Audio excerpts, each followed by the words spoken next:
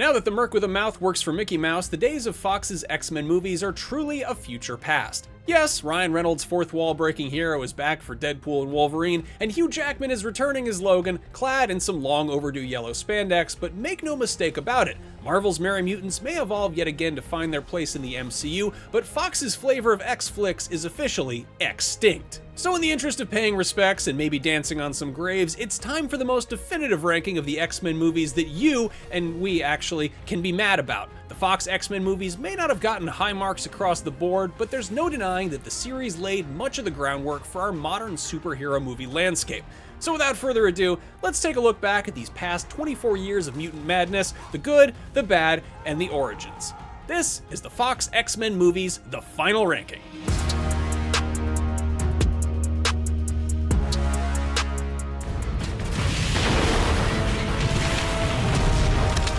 A Wolverine movie! What could possibly go wrong?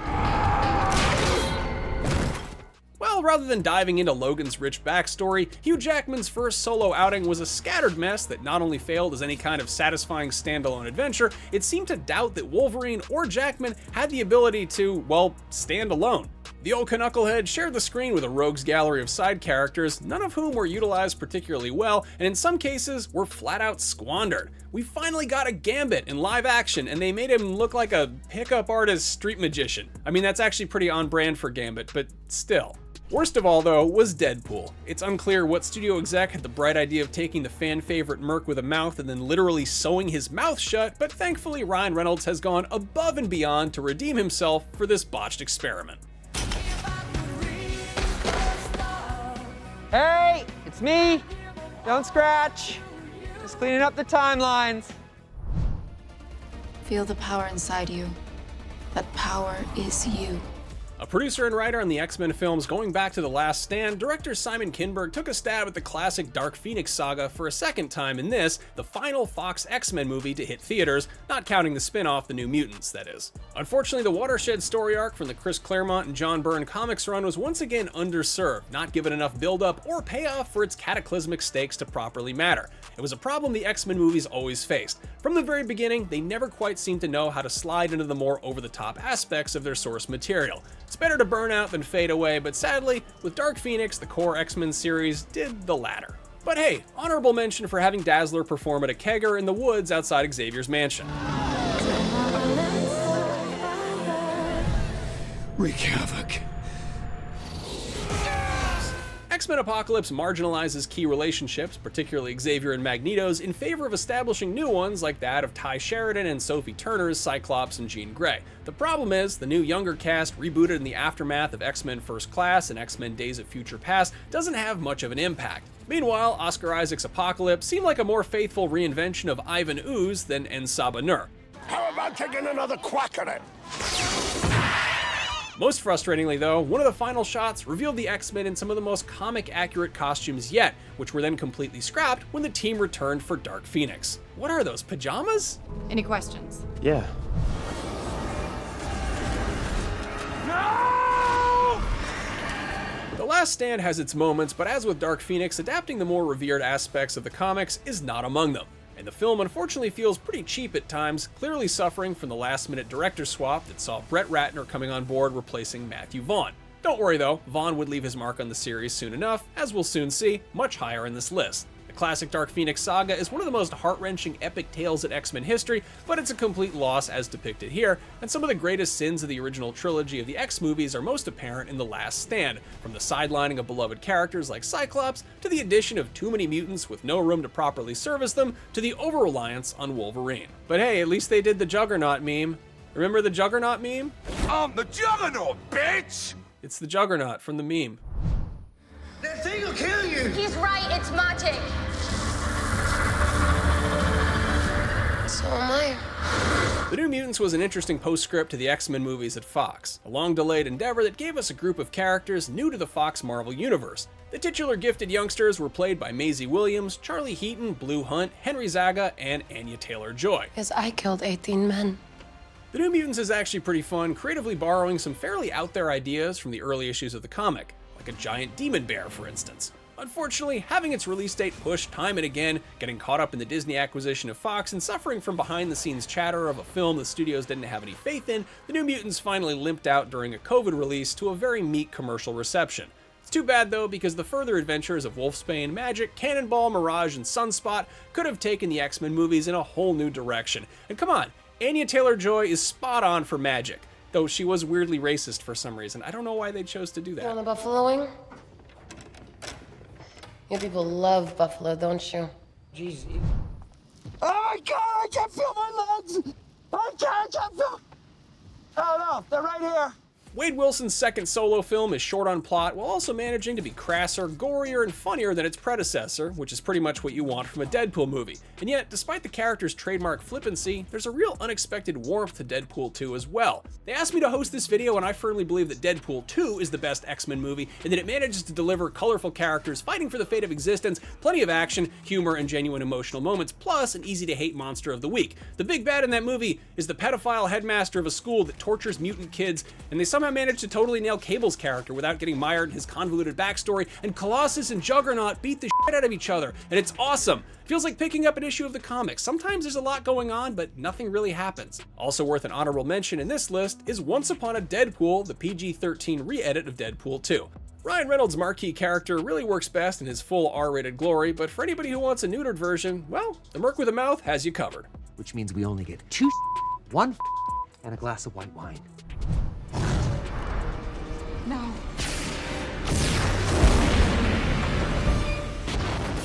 The original X-Men deserves credit for helping to shape the then fledgling modern superhero film genre. Mutant superpowers were merged into a real-world setting that made it feel plausible that a guy who could do this could potentially be standing next to you in line at the train station. The film took a big step towards normalizing comic book shenanigans for mainstream audiences in the year 2000, who basically only knew about characters like Batman, Superman, and Spider-Man. But at the same time, the film sometimes feels embarrassed by its pulpy origins. What would you prefer? Yellow spandex? Yeah, costumes beyond leather duds were off limits. It's unclear if that was just a stylistic choice or if they were trying to capitalize on the popularity of the Matrix movies and Blade. Looking at X-Men today, the budget strains against the very notion of mutant superpowers, and that finale feels pretty small when compared to what was yet to come, but still, this was the X-Men in live action. And Hugh Jackman as Wolverine was a win in and of itself, and hey, we all learned what happens when a toad gets struck by lightning. The same thing that happens to everything else.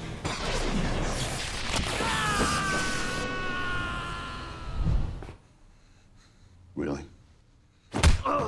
Speaking of Wolverine, as one is prone to do on an X-Men movie roundup list, after the X-Men Origins mess, there was a lot at stake for Jackman on Wolverine's second solo film, but working with director James Mangold, they nailed it. The Wolverine takes the haunted immortal Logan off on his own adventure, giving him an almost James Bond-like arc, riffing on the character's famed adventures in Japan from the comics, and keeping mostly grounded, if you don't count that giant CGI samurai suit in the third act. That's okay though, as Mangold and Jackman would take one more try at the character soon enough. Personally, I'll never forgive this movie for teasing Wolverine's brown costume and mask and then never actually doing anything with it. What's up with Fox doing this? Hey kids, remember this thing from the comics that you love? Too bad! Interesting. You used to be a better shot. Trust me, I still am.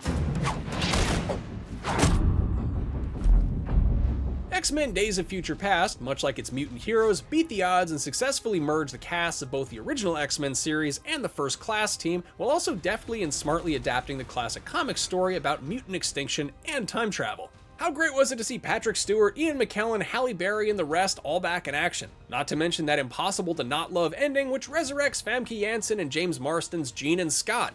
This is also arguably the most epic of X-Men films, a time-spanning, ambitiously rendered conflict. Too bad the continuity reboot that the film culminates with was mostly wiped away in subsequent films. It's good to see everyone.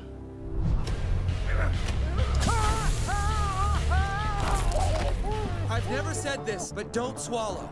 After his X-Men Origins near miss, Ryan Reynolds' Deadpool was successfully revived on the big screen in this hit movie full of great one-liners, stylish action, weird and lovable characters, and heaps of fan service. Deadpool delivers a large dose of unwholesome fun and was just the oddball new direction that the X movies needed when it was released in 2016. In fact, Deadpool remains the highest grossing film in the X-Men Fox canon, while Deadpool 2 takes the number 2 spot. So perhaps it's no surprise that Deadpool and Wolverine is how Marvel boss Kevin Feige chose to merge the series with the MCU.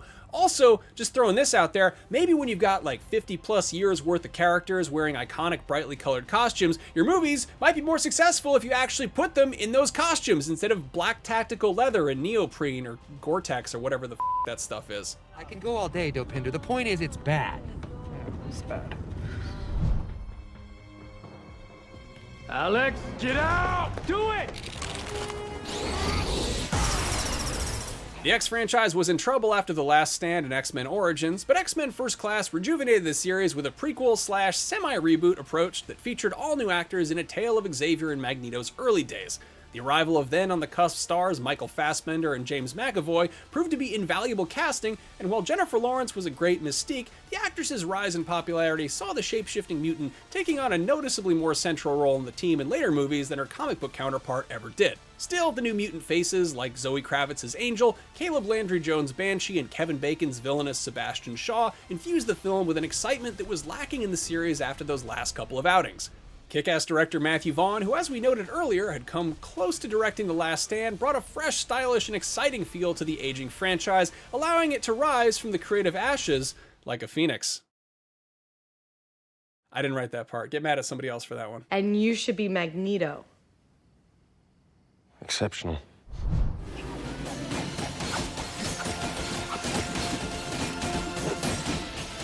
X2 took the world created in the first film and broadened it, while also hinting at grander things to come. With the core cast now established and mostly beloved by viewers, X2 is also full of great action sequences, like the nighttime raid on the X-Mansion by Brian Cox's William Stryker and his forces, which leads to Hugh Jackman's Logan going full Wolverine.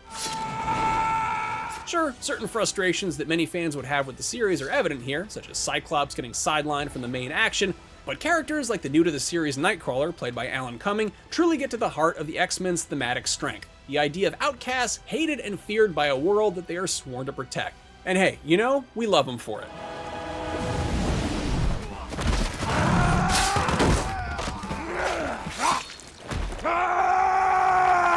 Hey, remember when this was the final story of Hugh Jackman's Wolverine? With Deadpool and Wolverine, that's no longer the case, but director James Mangold's Logan is in some ways the film many fans long wanted, replete with R-rated violence, adult language, and earth-shattering, gut-wrenching revelations. And yet, it's also so much more than that, serving as a meditation on the very nature of superhero stories and the comic book movie genre itself. Logan is an emotional, heavy picture, but it's also an uplifting one, buoyed not just by Jackman's pitch-perfect turn as the worn-out one-time Wolverine who has one more fight left in him, but also by Patrick Stewart's return as an Xavier who is a shell of his former self with a tragic secret, and of course Daphne Keene's stupendous turn as Laura, aka X-23 to you. It's an amazing swan song for Wolverine, the character, and for Jackman, the actor, and it's also the best of the X-Men movies. For all of your usual movies and comics and the intersection thereof, you know where to find it, IGN. And on that note, enough said.